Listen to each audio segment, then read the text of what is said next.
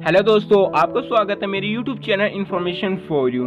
तो दोस्तों, हमारा चल रहा था बिजनेस इकोनॉमिक्स का टॉपिक, जिसमें मैंने आपको मीनिंग एंड डेफिनेशन प्रोवाइड करा दी थी। उसकी वीडियो आज मैं आपके लिए लेकर आया हूँ। Difference between business economics and traditional economics, मतलब कि व्यावसायिक अर्थशास्त्र एवं परंपरागत अर्थशास्त्र में अंतर। तो इसमें फर्स्ट है हमारा प्राकृतिक नेचुरल। जो हमारा बिजनेस इकोनॉमिक्स होता है वो एक आदर्श विज्ञान इन कला दोनों पे केंद्रित करके सिद्धांत का पालन करता है एवं व्यवहारिक पहलुओं पर ध्यान केंद्रित करके किसी कार्य को सर्वश्रेष्ठ ढंग से करता है। जबकि हमारा परंपरागत अर्थशास्त्र वर्णनात्मक प्रकृति का होता है तथा इसमें केवल सामान्य आर्थिक सिद्धांतों का ही विवेचन किया जाता है। सेकेंड है हमारे इसमें क्षेत्र स्कोप।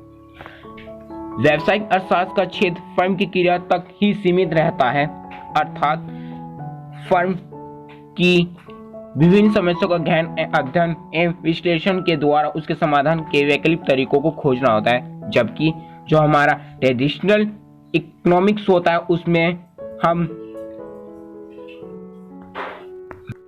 आर्थिक तंत्र को अपने में समाये हुए होते हैं। इस प्रकार व्यावसायिक अर्थशास्त्र का क्षेत्र परंपरागत अर्थशास्त्र के क्षेत्र की अपेक्षित अत्यंत सीमित रहता है। थर्ड है इसमें हमारा मान्यताओं के आधार क्राइटेरिया ऑफ एक्सेप्शंस।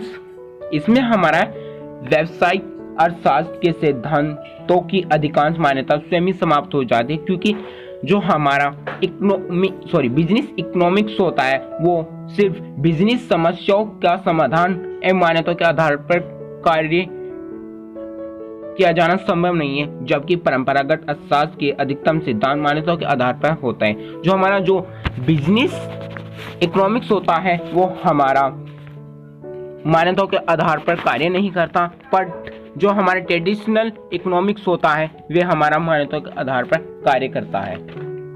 फोर्थ है इसमें हमारा आर्थिक एवं अनार्थिक पहलू, इकोनॉमिक्स एंड एन इकोनॉमिक एपिसेट्स।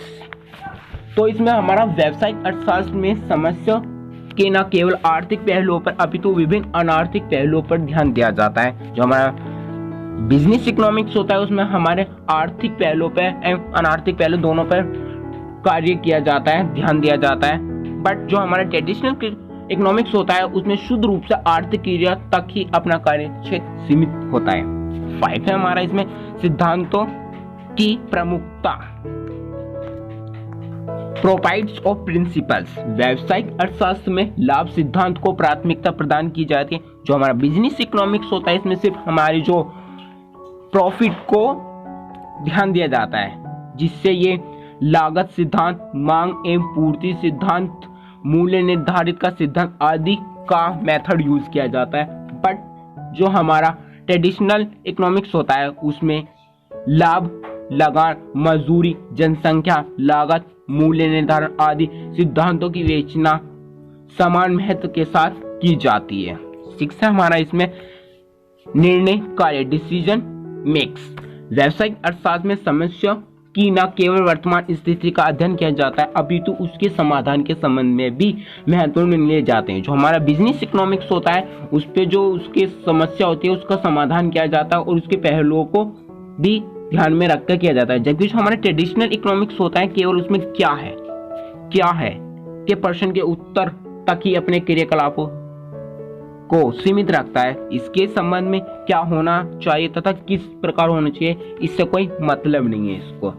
7 है इसमें हमारा लास्ट पॉइंट, व्यावसायिक कुशलता की आवश्यकता है, नीड्स ऑफ बिजनेस एफिशिएंसी। व्यावसायिक अर्थशास्त्र प्रत्यक्ष रूप से व्यावसायिक फर्म से संबंधित है। जो हमारा बिजनेस इकोनॉमिक्स है वो डायरेक्ट ही हमारा बिजनेस से रिलेटेड है। इसमें व्यावसायिक कुशलता की अत्यंत आवश्यकता होती है, मतलब कि हमारा जो बिजनेस है उसमें बिजनेस एफिशिएंसी की आवश्यकता होती है, जिससे विभिन्न समस्याओं के समाधान के लिए महत्वपूर्ण निर्णय लिए जा सके। जबकि हमारा जो ट्रेडिशनल इकोनॉमिक्स होता है उसकी परंपरागत अर्थशास्त्र जो हमारा ट्रेडिशनल इकोनॉमिक्स होता है उसमें इस तरह की कुशलता की कोई आवश्यकता ही नहीं होती। तो दोस्तों ये थे तो नहीं, आज हमने पढ़ा difference between business economics and traditional economics. तो दोस्तों मैं आगे ही इस इकोनॉमिक्स का आपको बताऊंगा। तो दोस्तों अगर आपको अच्छी लगी है वीडियो को लाइक करें, अगर आपको कुछ क्वेरी तो कमेंट करें, और अगर आपको अच्छी लगी है वीडियो तो इसको अपने दोस्तों में शेयर करें। तो दोस्तों नेक्स्ट वीडियो मैं जल्द ही लेकर आऊँगा।